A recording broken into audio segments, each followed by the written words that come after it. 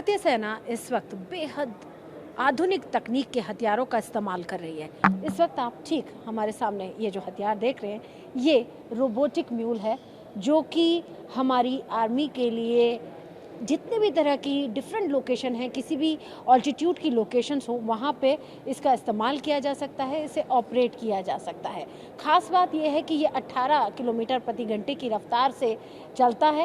अगर आप इसके पैरों को देखिए किस तरह से ये मूव करता है। अपने साथ ये कई तरह के हथियार ले जा सकता है। ख़ास बात यह है कि इसके दोनों तरफ कैमरा लगे हुए हैं। इसके टॉप पर अगर आप देखें तो गन्स लगी हुई है, और किसी भी तरह की गन्स, यानी कि किसी भी कैलिबर की ये गन का इस्तेमाल कर सकता है। ख़ास बात इसकी सबसे ख़ास बात यह है कि ये अपने साथ कई तरह के पेलोड्स को ले जा सकता है, अपने साथ विस्फोटक भी ले जा सकता है अगर इसे दुश्मन के ऊपर हमें अटैक करना हो। और ख़ास बात यह है कि गन्स की अगर हम आप यहाँ पर मैं बता दूं कि कैलिबर्स का मैंने आपको जैसे बात की, यानी कि इसके ऊपर किसी भी तरह की हमारी जो लेटेस्ट वेपनरी है उसका इस्तेमाल किया जा सकता है। और ये डे एंड नाइट काम कर सकता है, रेगिस्तान में काम कर सकता है, बर्फ़ में काम कर सकता है, 10,000 फीट की ऊंचाई पर भी इसे ऑपरेट किया जा सकता है। और सबसे खास बात यह है कि अभी हाल ही में जो हमारी आर्मी डे की जो परेड हुई थी उसमें भी इसका इस्तेमाल किया गया था, और भारत शक्ति में भी इसकी एक झलक देखी गई थी। तो आप हमारे सामने यहाँ पर आप ये रोबोटिक म्यूल देख रहे हैं, जो हमारी इंडियन आर्मी का एक लेटेस्ट चेहरा, एक नया चेहरा आप समझ सकते हैं, मान सकते हैं। तो यहाँ पर हम आपको रोबोटिक म्यूल जो है वो हम दिखा रहे हैं, और इसमें क्या खासियत है इस पर बात करते हैं सर से। सर, ये रोबोटिक म्यूल किस तरह से काम करता है और क्या इसकी खासियत है, कैसे ये हमारी आर्मी के लिए कह सकते हैं आधुनिक की जो आधुनिकीकरण पर लगातार काम किया जा रहा है, तो तकनीक पर जैसे काम किया जा रहा है, और रोबोटिक एक फोर्स की भी हम बात करते हैं, तो कैसे ये उसका हिस्सा हो सकता है? बेसिकली ये जो रोबोटिक म्यूल आप देख रहे हैं, अभी आपने बताया, इसका मेन पर्पस सर्विलेंस रहता है। और सर्विलेंस पॉइंट ऑफ व्यू से ये एक बेहतरीन इक्विपमेंट कह लीजिए, एक प्रोडक्ट कह लीजिए, जो आर्मी को, इंडियन आर्मी को सर्व कर रहा है सर्विलेंस पॉइंट ऑफ व्यू से। और इसके अंदर जैसे हमने बताया कि इसके अंदर ऊपर एक पेलोड माउंटेड है अभी, जो एक रिमोट कंट्रोल वेपन स्टेशन है। आप उसके ऊपर एक गन माउंटेड देख रहे हैं। आप एक पोजीशन पे स्टैटिक बैठ के भी आप कहीं पे भी, इसकी रेंज अराउंड 10 किलोमीटर्स है, आप इसको लेके जाके टारगेट लॉक करके और एक ही लोकेशन पे बैठ के आप टारगेट को शूट कर सकते हैं।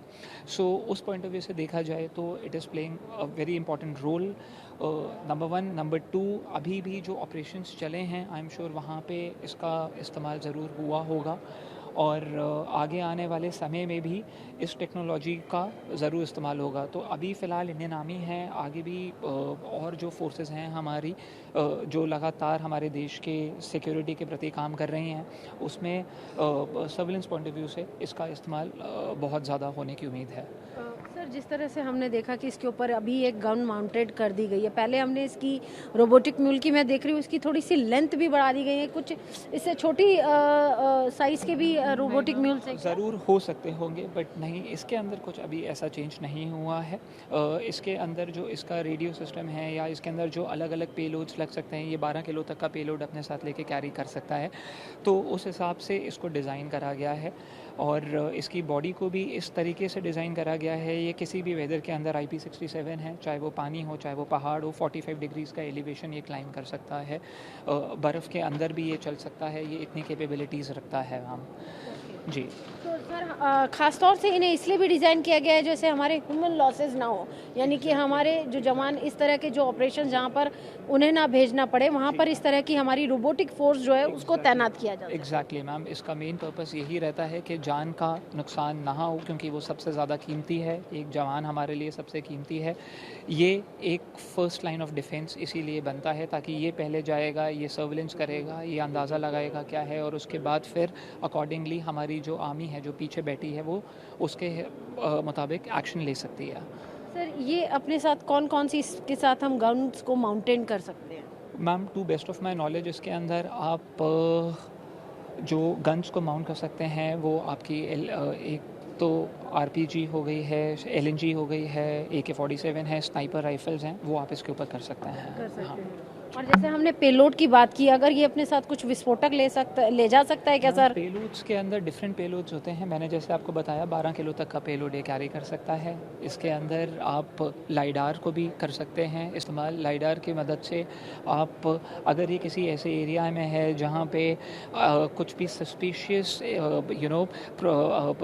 तरीके का पदार्थ धरती के अंदर या कहीं पे भी दुश्मन ने लगाया हुआ है, तो ये लाइडार की मदद से उसको डिटेक्ट भी कर सकता है। तो इस हिसाब से ये हमारी फोर्सेस के लिए बहुत ज़्यादा महत्वपूर्ण है। क्या सर ये पानी में भी चल सकता है? बिल्कुल मैम, ये पानी के अंदर भी कुछ देर तक और काफ़ी मतलब एक पर्टिकुलर लेंथ तक सर्वाइव कर सकता है। जी जी जी। हमसे बात करने के लिए शुक्रिया। Your good name sir? Sameer Tandon. Thank you sir. Thank you. तो देखिए यहाँ पर हम आपको रोबोटिक म्यूल दिखा रहे हैं। सबसे खास बात इस रोबोटिक म्यूल की है कि ये 18 किलोमीटर प्रति घंटे की रफ्तार से दौड़ सकता है और दूसरा ये अपने साथ करीब 12 किलो का पेलोड ले जा सकता है, यानी कि विस्फोटक ले जा सकता है। खास बात ये है कि ये अपने ऊपर जो 12 किलो का हमने बताया जैसे पेलोड ले जा सकता है, तो ये तमाम तरह की जो लेटेस्ट गन्स हैं उनका इस्तेमाल कर सकता है। यानी कि हम इसके ऊपर AK-47, हमारी आसमी गन्स या हमारी 6 राइफल जो हमारी लेटेस्ट वेपन्स हैं उनको भी तैनात कर सकते हैं। और इसे ऑपरेट करने के लिए एक जवान अलग से तैनात रहता है जो कि इसके जो ऑपरेटिंग बोर्ड्स होते हैं उसके थ्रू इसे ऑपरेट करता है। लेकिन खास बात यह है कि ये रेगिस्तान, बर्फ़ और पानी हर जगह ये ऑपरेट कर सकता है। पानी में भी ये सबसे बड़ी बात है कि पानी में भी इससे ऑपरेशन किया जा सकता है। और जिस तरह से अभी हाल ही में ऑपरेशन सिंदूर हुआ तो उसमें इस तरह के वेपन्स की एक महत्वपूर्ण भूमिका रही। और रोबोटिक म्यूल्स जो कि हमारे जवानों की जान बचाने का भी काम करता है, यानी कि ऐसी जगह पर जहाँ पे हमें अपने जवानों को नहीं भेजना वहाँ पर हम इस रोबोटिक म्यूल्स को भेज सकते हैं, रोबोटिक फोर्स को भेज सकते हैं और वहाँ पे ये तमाम तरह के ऑपरेशंस को अंजाम दे सकता है। इंडिया पाकिस्तान कॉन्फ्लिक्ट में सबसे ज़्यादा अगर किसी चीज़ का इस्तेमाल हुआ तो वो ड्रोन है। यानी कि दुश्मन ने हमारी तरफ ड्रोन भेजने की कोशिश की जिसको कि हमारे एयर डिफेंस सिस्टम ने मार गिराया, लेकिन हमने भी बहुत सारे ड्रोन्स का इस्तेमाल किया और ख़ास तौर से ऐसे ड्रोन्स का इस्तेमाल किया जिन्होंने सर्विलांस के तमाम तरह के ऑपरेशंस को पूरा किया, जिससे हमें दुश्मन के ठिकानों की, अलग अलग ठिकानों की पूरी जानकारी मिली। उसमें ख़ास तौर से त्रिनेत्रा जो ड्रोन है उसने एक महत्वपूर्ण भूमिका निभाई। इस वक्त हम आपको एक ऐसा ही ड्रोन सिस्टम दिखा रहे हैं जिसका इस्तेमाल ऑपरेशन सिंदूर में पाकिस्तान के खिलाफ किया गया। यहाँ पर हम आपको दिखा रहे हैं त्रिनेत्रा ड्रोन, एक ऐसा ड्रोन जो कि दुश्मन पे अटैक कर सकता है। दुश्मन पर ख़ास तौर से सर्विलांस के काम के लिए इसे डिज़ाइन किया गया है। इसकी ख़ास बात यह है कि ये मैनुअली ऑपरेट हो सकता है।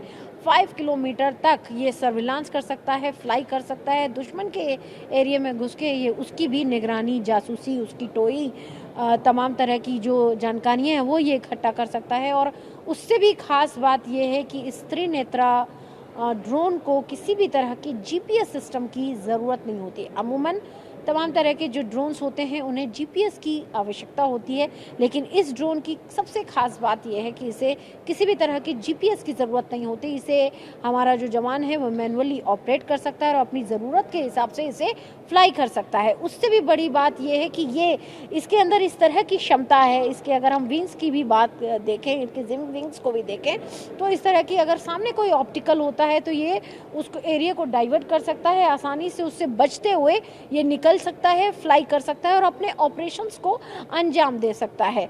उससे भी एक खास बात आपको बता दूं, जिस तरह से इसमें कैमरास लगे हुए हैं, ये दुश्मन के इलाके की, अगर दुश्मन किसी इलाके में छुपा हुआ है तो उसकी एक 3D इमेज भी तैयार कर सकता है, जिससे हमारी जो फोर्सेस हैं वो अपने ऑपरेशन को डिज़ाइन कर सकती हैं, डिसाइड कर सकती हैं और उसके बाद इंटरवेंशन की चाहे कार्रवाई करनी हो या दुश्मन के ऊपर अटैक करना हो तो तमाम तरह की जो ऑपरेशंस है बड़ी ही आसानी से उन्हें कर सकती है। तो यहाँ पर हम आपको त्रिनेत्रा जो खासतौर से ऐसा ड्रोन जिसका इस्तेमाल खासतौर से ऑपरेशन सिंदूर में किया गया, वो ड्रोन इस वक्त मैं आपको दिखा रही हूँ जिसकी डिप्लॉयमेंट की अगर हम बात करें तो ये हमारे नॉर्दर्न कमांड में इसे डिप्लॉय किया गया है। इसके अलावा ईस्टर्न सेक्टर में भी इसकी डिप्लॉयमेंट की गई है। वीडियो जर्नलिस्ट विपुल के साथ अंजू निर्वाण, TV9 भारतवर्ष, दिल्ली।